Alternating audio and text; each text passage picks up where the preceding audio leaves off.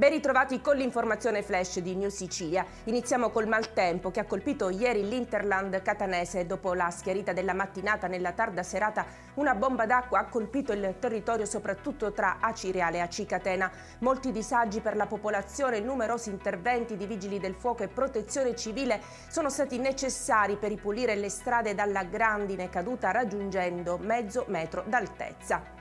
Ricorderete la storia di Alfio Papa raccontata da New Sicilia. Aveva minacciato di smettere di curarsi dopo i disservizi riscontrati alla farmacia dell'ospedale di Bronte e la difficoltà nel ritiro dei presidi sanitari utili per curare la sua malattia. Dopo la sua protesta e l'aiuto del sindaco di Randazzo, il servizio è diventato più efficiente.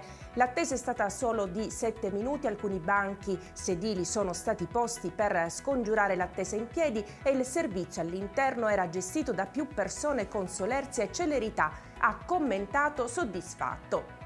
Revocata la seconda giornata di sciopero della benzina prevista per oggi, lo dicono Fegica, Figisc, Confcommercio, una scelta a favore degli automobilisti e non certo del governo, dicono le associazioni dei gestori. FAIB lo aveva già ridotto ad un giorno. Mi auguro che non ci sia la seconda giornata di sciopero e si riduca il disagio per i cittadini, aveva auspicato il ministro Urso prima dell'incontro delle scorse ore.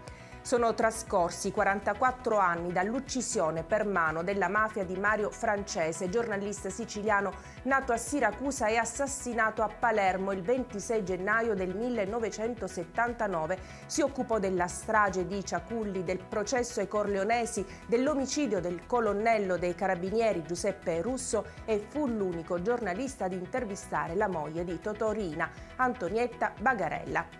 E con questa notizia è tutto, grazie per averci seguito e arrivederci.